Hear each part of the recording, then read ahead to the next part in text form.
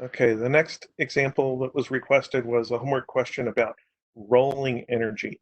And um, the first thing we have to realize when we're dealing with rolling is what kind of object that we're dealing with. And this here, it says it's a cylinder. And for a cylinder, the moment of inertia is I equals 1/2 mr squared. I guess I've been using a lowercase m for mass.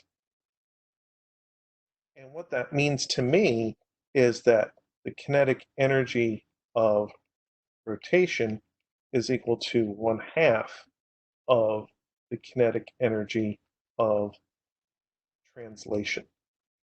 And remember, the kinetic energy of translation is the thing that is 1/2 mv squared.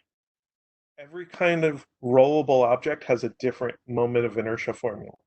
The hoop or ring that is just hollow has I equals plane mr squared. The solid sphere is 2/5 mr squared. The hollow sphere is 2/3 mr squared. So that is something that we calculate in a more rigorous calculus-based physics class, and it's something we just tabulate and write down in tables in a class like ours. So if you need those values, I would give them to you in a question on the final exam. If you were doing some actual analysis, you would have them available in a book or in a bookmark in your web browser, and you'd look it up.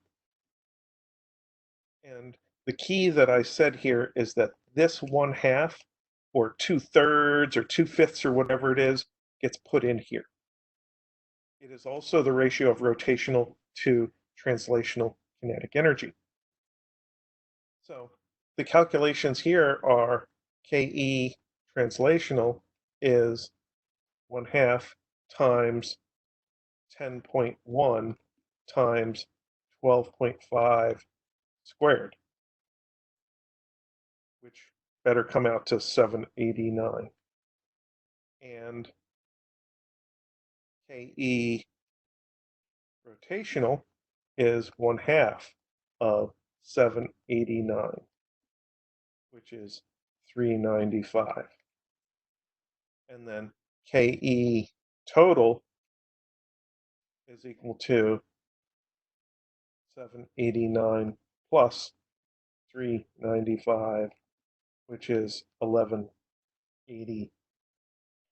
It's probably actually 1184, I think, but they rounded it to 3 significant figures because they're idiots. So they wrote 1180 in the solutions. So the thing I'd like you to get out of this is, for a rolling object,